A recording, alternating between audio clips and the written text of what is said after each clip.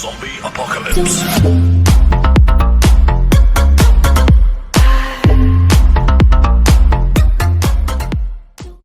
Hello everyone, आप सभी का स्वागत है इस सेशन के 9th वीडियो में, जिसमें हम लोग रिवीजन करेंगे जितने भी अब तक टॉपिक्स पढ़ चुके हैं उन सब का। अब तक हम लोग टॉपिक्स पढ़े हैं analysis of algorithms, order of growth, big O notation, theta notation, omega notation, analysis of common loops, analysis of recursion और स्पेस कॉम्प्लेक्सिटी के बारे में। तो हम लोग क्या करेंगे इस वीडियो में, सबको लाइन बाय लाइन फिर से एक बार समझेंगे ओवरऑल, ठीक है। सबसे पहला है analysis of algorithms. Analysis of algorithms क्या होता है कि हम लोग क्या करते हैं, किसी भी एल्गोरिथम को एनालाइज करते हैं कि हाँ भाई वो सही है या नहीं, मतलब वो एफिशिएंटली काम करेगा नहीं। सपोज मेरे पास दो फंक्शन है, फंक्शन 1 और फंक्शन 2।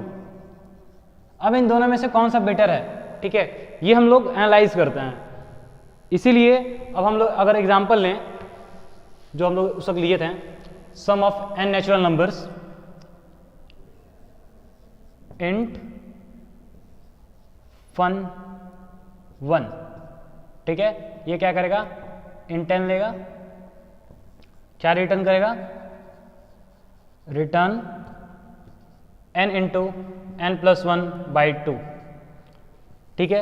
ये तो एक फंक्शन हो गया sum of n natural numbers find करने का। एक और फंक्शन ले लेते हैं, इंट फन 2 इंट n लेगा, ये sum is equals to 0 for int i is equals to 1, i is less than equals to n और फिर i प्लस प्लस। और ये क्या करेगा, sum is equals to sum plus i और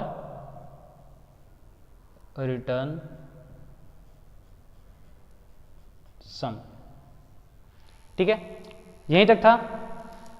अब हम लोग का काम क्या है कि इन दोनों फंक्शंस को एनालाइज करना है कि कौन सा बेटर है। ऑब्वियसली हमारे ये फंक्शन बेटर है क्योंकि हम लोग क्या कर रहे हैं, इसमें सिर्फ एक ऑपरेशन कर रहे हैं, n का वैल्यू यहाँ पे पुट कर रहे हैं दोनों जगह, और एक ऑपरेशन करने के बाद हमारा सॉल्यूशन आ जा रहा है। लेकिन सेम केस में अगर हम यहाँ देखें, ये टाइम कॉम्प्लेक्सिटी के अनुसार भी सही है और स्पेस कॉम्प्लेक्सिटी के अनुसार, ठीक है, दोनों से सही है वो।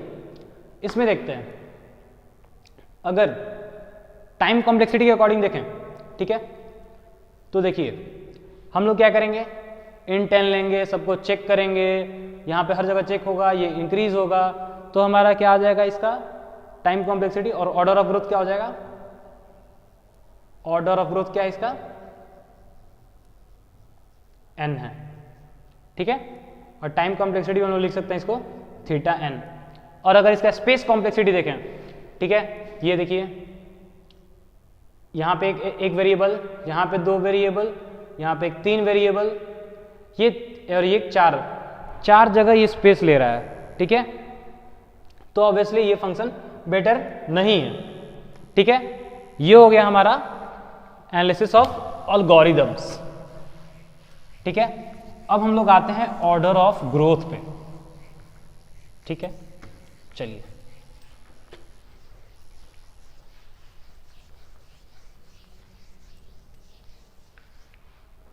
हम लोग कहाँ आ जाएंगे, ऑर्डर ऑफ ग्रोथ पे, ठीक है। ऑर्डर ऑफ ग्रोथ क्या होता है, इसका मैं डेफिनेशन लिख देता हूं, a function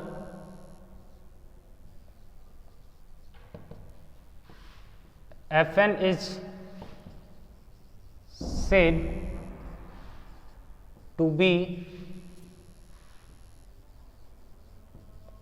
growing faster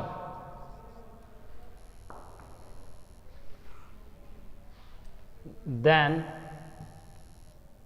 gn if limit n tends to infinity fn by gn is equals to infinity, or limit n tends to infinity gn by fn is equals to 0. ठीक है, ये क्या है, order of growth है। ये क्या कहता है कि हमारा जो Fn है, Fn बहुत तेजी से ग्रो करेगा, ठीक है, हम ऐसे ग्रो करेगा, किसके रिस्पेक्ट में, Gn के रिस्पेक्ट में।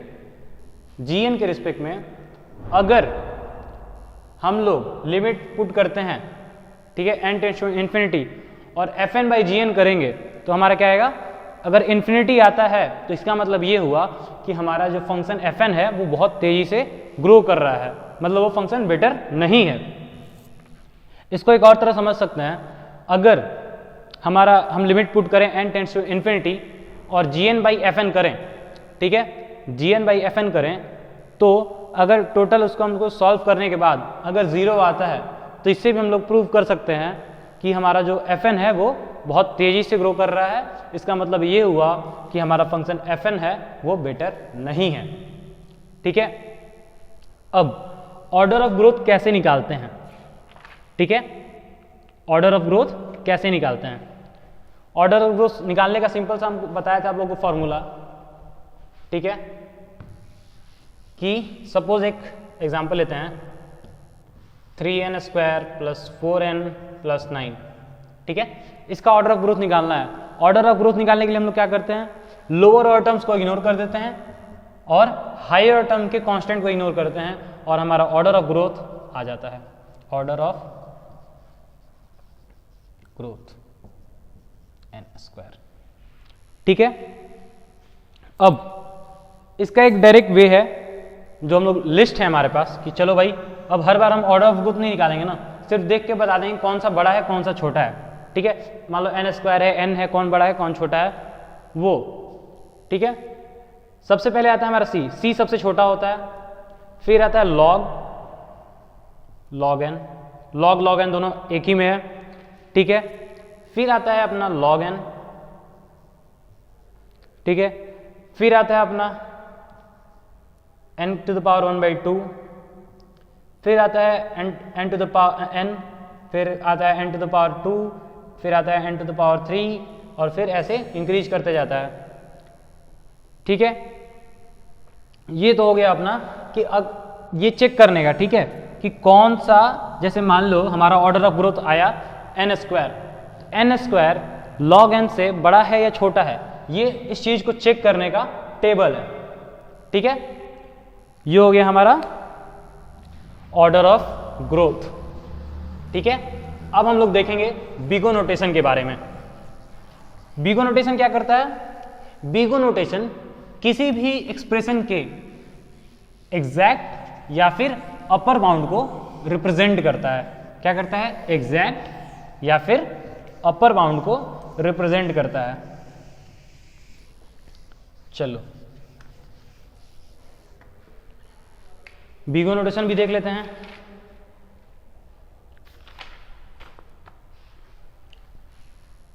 बिगो नोटेशन यहां मैं लिख देता हूं बिग ओ नोटेशन, ठीक है। अगर मैं इसका मैथमेटिकल प्रूफ भी लिख दूं और सॉल्व भी कर दूंगा, ठीक है। वी से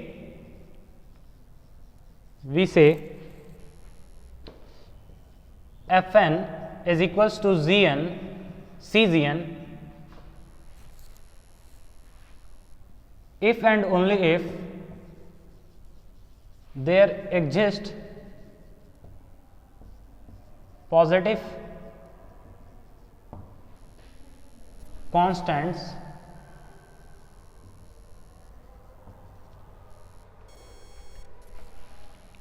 C and n naught such that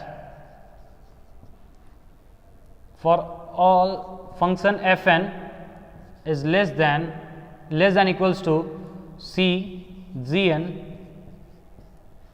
for all n greater than equals to n naught। हमारा ये एक्सप्रेशन क्या कहता है, मैथमेटिकल डेफिनेशन कहता है ये कि Fn will be equals to Cgn कब, जब कुछ फंक्शन कुछ कांस्टेंट एग्जिस्ट करेंगे C एंड n नॉट, ठीक है। और जब C और n नॉट का हम लोग वैल्यू पुट करें तो हमारा जो Fn है वो हमेशा Cgn से छोटा होना चाहिए। कब, जब n का वैल्यू एन नॉट से बड़ा हो तब, सिर्फ उसके लिए, ठीक है, क्योंकि हम लोग क्या कर रहे हैं अभी अपर बाउंड फाइंड कर रहे हैं। अगर हम इसका एग्जाम्पल लें, एग्जाम्पल लेते हैं हम लोग इसका 2n + 3, ठीक है। अगर हम इसका बी को फाइंड करें तो बी को कैसे फाइंड करते हैं, लोअर ऑर्डर टर्म्स को इग्नोर करते हैं। बी को अगर हम इसका निकाल लें तो क्या होगा, 2n + 3, तो हम लोग लोअर ऑर्डर टर्म्स को इग्नोर कर देंगे और हायर टर्म के कांस्टेंट को इग्नोर कर देंगे, तो बी को आ जाएगा अपना n, ठीक है। बी को क्या है अपना n है, ठीक है। चलो तो हम यहाँ पे पुट करते हैं Fn is less than equals to Cgn। Cgn क्या है अपना n है, तो 2n + 3 is less than equals to Cn, ठीक है। अब यहाँ पे C का वैल्यू क्या होगा, C का वैल्यू हम लोग बताए थे कि बिगो में क्या करेंगे हम लोग, जो हायर ऑर्डर टर्म है उसके कांस्टेंट में 1 ऐड कर देंगे, तो C = 3 हो जाएगा, ठीक है। तो sorry 2n + 3 is less than equals to 3n, ये 2 इधर आएगा, तो 3n is greater than equals to 3, sorry 3n और sorry I mean n is greater than equals to 3। तो हम लोग यहां से कह सकते हैं कि फॉर ऑल n नॉट, अब यहाँ पे यहां से n नॉट का हम लोग वैल्यू ले लिए 3, ठीक है, n नॉट इक्वल्स टू 3 आ गया। अब क्या आ जाएगा, हम लोग कह सकते हैं कि सारे n नॉट का वैल्यू जैसे ही 3 से ऊपर जाएगा, n का वैल्यू जैसे ही 3 के ऊपर जाएगा, क्या होगा, अपना जो ये बिगो हम लोग फाइंड किए वो सही होगा, ठीक है। चलिए अब बात करते हैं हम लोग किसकी, ओमेगा की। वैसे बिगो का क्या यूज होता है, बिगो का यूज ये होता है कि अगर हमारे पास कुछ काम है हमारे पास, ठीक है, सपोज मैं एक एरे में कोई एलिमेंट सर्च कर रहा हूँ, ठीक है, अगर कोई एलिमेंट मैं सर्च कर रहा हूँ तो हमारा इसमें बिगो फाइंड हो सकता है, मतलब बिगो हम इसका यूज कर सकते हैं। अगर हम लीनियर सर्च कर रहे हैं किसी एरे को तो इसमें हम लोग बिगो यूज कर सकते हैं, क्यों, क्योंकि हमारा बिगो क्या करता है, अपर बाउंड शो करता है, ठीक है। तो हमारा अपर बाउंड क्या होगा, ये लीनियर सर्च में होगा n, क्यों कि अगर हमारा मैक्स टू मैक्स क्या हो सकता है, जो हम एलिमेंट सर्च कर रहे हैं वो एरे के जो लास्ट एलिमेंट हो वहां प्रेजेंट हो सकता है, और जो बेस्ट केस है उसमें क्या होगा, अपना एलिमेंट जो है वो फर्स्ट पोजीशन पे हो सकता है, ठीक है। तो हम लोग क्या कर सकते हैं, इस केस में बिगो फाइंड कर सकते हैं। अब बात आती है ओमेगा की, ठीक है, omega.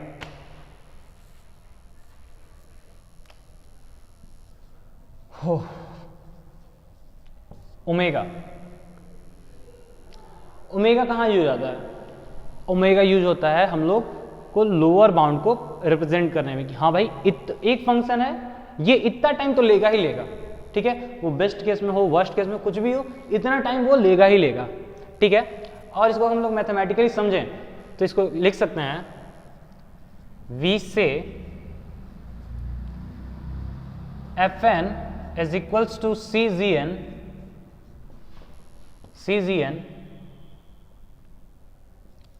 if and only if there exists some positive constants, there exists some positive constants C and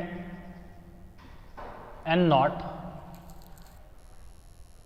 such that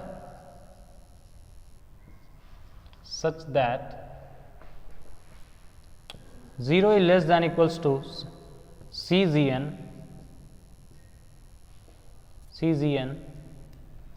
less than equals to Fn for all n greater than equals to n naught. ये just opposite है किसके, बिगो के। बिगो में हम लोग upper bound found करते हैं, ठीक है, और इसमें लोअर बाउंड फाइंड करते हैं। ध्यान से अगर आप लोग देखें तो बिगो में क्या था, बिगो में था कि Fn जो था अपना छोटा था, Fn जो था छोटा था किससे, Gn से, Cgn से। लेकिन अगर आप इसमें देखेंगे तो Fn जो है बड़ा है Cgn से, ठीक है। मतलब क्या हो रहा है कि हमारा Fn बड़ा हो सकता है, मतलब बड़ा हो सकता है Cgn से। Cgn मतलब Cgn एक लोअर बाउंड देगा, Fn इधर से जा सकता है, इधर से जा सकता है, कहीं से भी जा सकता है, लेकिन इसके नीचे नहीं जाएगा, ठीक है। लेकिन अगर हम बिगो की बात करें, सपोज ये मेरा बिगो है तो फंक्शन ऐसे जा सकता है, ऐसे जा सकता है, ऐसे जा सकता है, कैसे भी जा सकता है, मतलब बिगो के जस्ट नीचे ही होगा, ऊपर नहीं हो सकता, ठीक है। अगर हम लोग इसको प्रूव करें,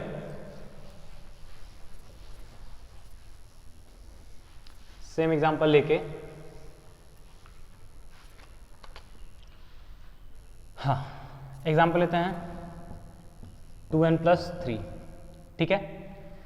सेम केस, ओमेगा क्या हो जाएगा इसका, लोअर ऑर्डर टर्म्स को इग्नोर कर देंगे और हायर टर्म के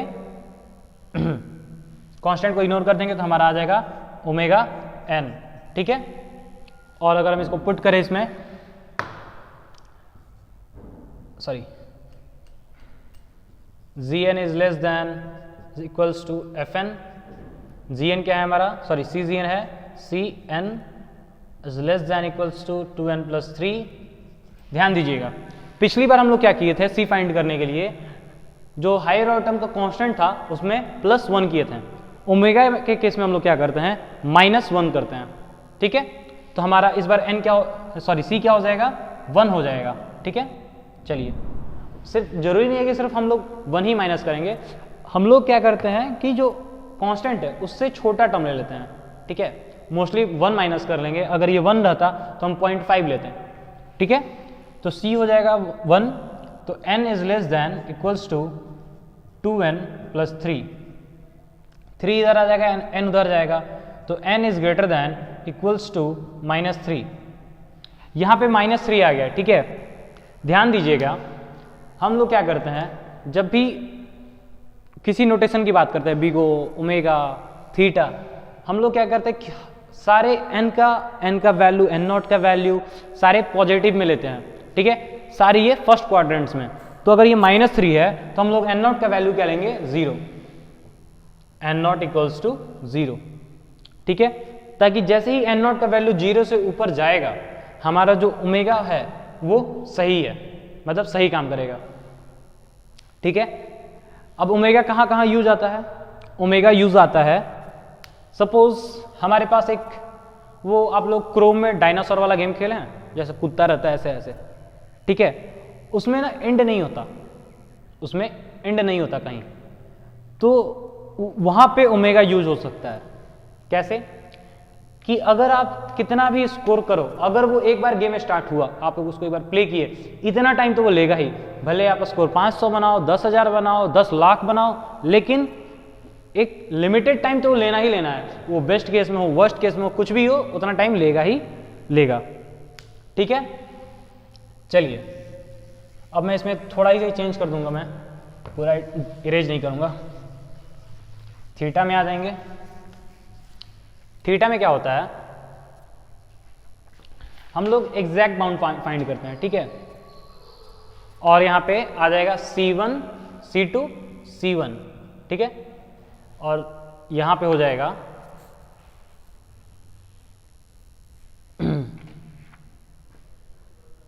ये चेंज हो जाएगा,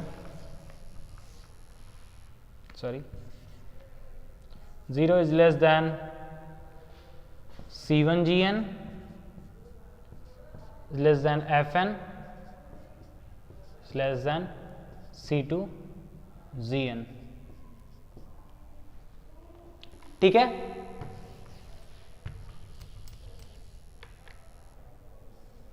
ये क्या कहता है, ये कहता है कि Fn is equals to Cgn होगा, और कह सकते हैं हम लोग थीटा Gn होगा, ठीक है। कब, जब कुछ कांस्टेंट्स रहेंगे C1, C2 एंड N0, ठीक है, और अगर हम लोग C1 का वैल्यू और C2 का वैल्यू यहाँ पुट करें, ये जो अपना एक्सप्रेशन है वो ट्रू होना चाहिए, ठीक है, और यहाँ से हम लोग एक N0 का वैल्यू फाइंड कर लेंगे, ठीक है। अब अगर हम एग्जाम्पल लें, सेम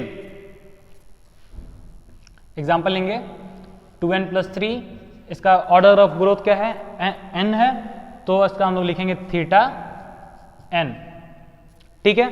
अब अगर हम लोग पुट करते हैं हो C1gn is less than Fn is less than C2gn, C1 क्या हो जाएगा यहाँ पे 1 हो जाएगा, ठीक है, और अपना थीटा तो n है ही, तो n is less than equals to 2n + 3 is less than equals to, यहाँ पे C2 क्या हो जाएगा 2 + 1 हो जाएगा, ठीक है, 3 और ये हो जाएगा n।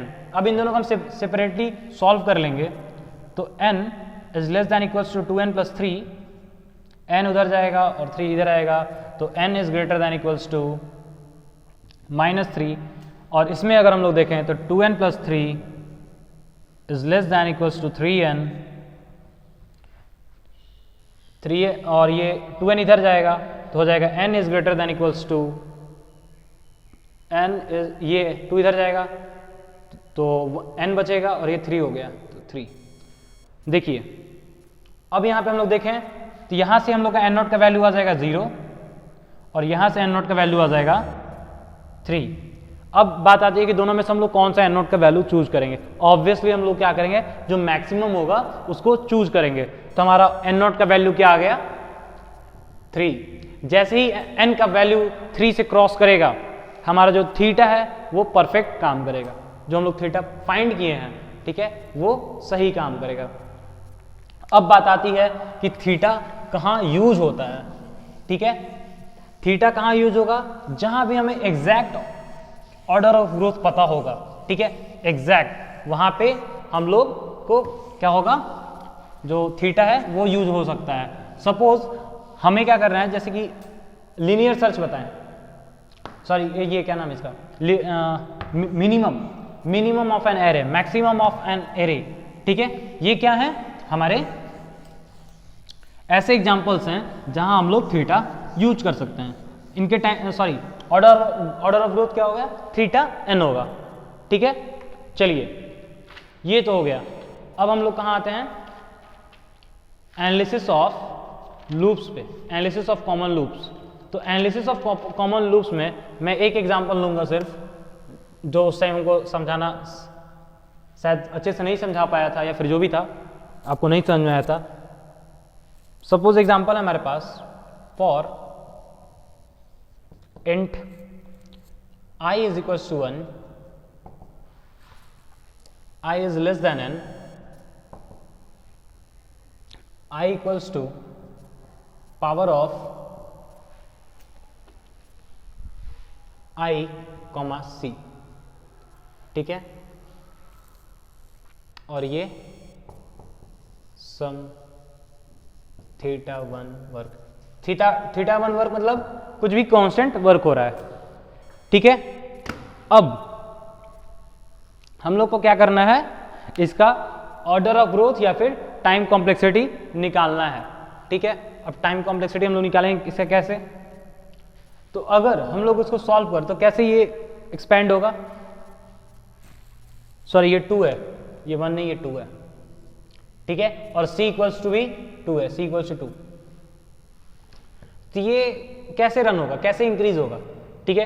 पहला ये होगा 2 के लिए, ठीक है, फिर ये क्या करेगा, फिर 2 to the power c के लिए, फिर क्या होगा 2 to the power c to the power 2 होगा, फिर ये कहाँ तक जाएगा 2 to the power c to the power k minus 1 के लिए, ऐसे ही ये अपना इंक्रीज होगा, ठीक है, क्योंकि पावर में ऐसे होते जा रहा है ये। चलिए ठीक है भाई, अब हम लोग क्या करेंगे, लास्ट टर्म को लेंगे। लास्ट टर्म क्या है अपना, आ गया 2 to the power c to the power k minus 1।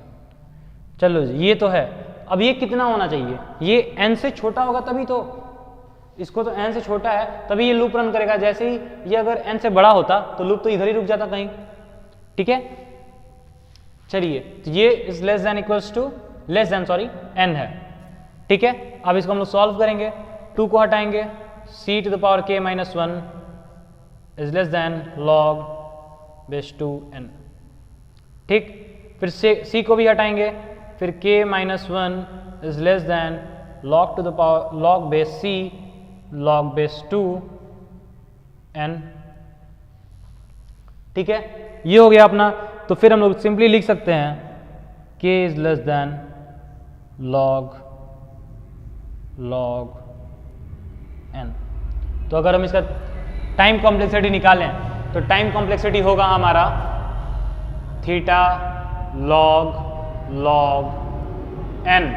कैसे निकाले हम लोग, कुछ नहीं किए, सिंपली ये लूप जैसे जैसे इटरेट होगा उसका एक पैटर्न लिख लिए, उसके लास्ट टर्म को कंपेयर कर लिए n से, उसके बाद उसको सॉल्व कर दिए, ठीक है। चलिए ये हो गया अपना एनालिसिस ऑफ कॉमन लूप भी हो गया एक, और एक में था एक क्वेश्चन मेरे पास, हाँ, एनालिसिस ऑफ रिकर्सन में,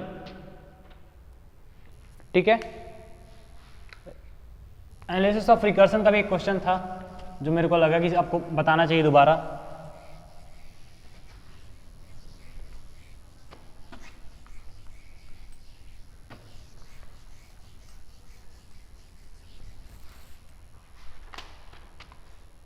हम लोग क्या कर रहे हैं, एक फंक्शन लिख रहे हैं फिबोनाची सीरीज का, int fib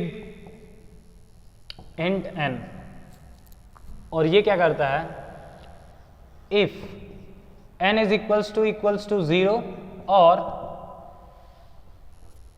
n is equals to 1, ये क्या करता है, रिटर्न n, एल्स क्या करता है, ये रिटर्न करेगा fib n minus 1 plus fib n minus 2, ठीक है। फिबोनाची सीरीज कैसे होता है अपना, फिबोनाची सीरीज होता है 0 1 1 2 3 5 8। क्या फिबोनाची सीरीज कैसे फाइंड होता है, प्रीवियस दो टर्म्स के सम को अगला जो टर्म होता है वो होता है, ठीक है। जैसे 0 और 1 हमेशा सेम होते हैं, ठीक है। अब 0 और 1 का सम 1, 1 और 1 का सम 2, 2 और 1 का सम 3, 3 और 2 का सम 5, 5 और 3 का सम 8, ठीक है। ऐसे ये एक फंक्शन है, ठीक। अब मैंने आपको बताया था रिकर्सन ट्री मेथड, हम लोग क्या करते हैं, ट्री बनाएंगे किसका, जो नॉन रिकर्सिव पार्ट है उसका। तो नॉन रिकर्सिव इसमें पार्ट क्या है, नॉन रिकर्सिव पार्ट से, या फिर हम लोग इसको लिख सकते हैं, अगर फिब 4 से लेके करें, फिब 4 हम फंक्शन बनाएं, फिब 4 क्या करेगा, किस फंक्शन को कॉल करेगा,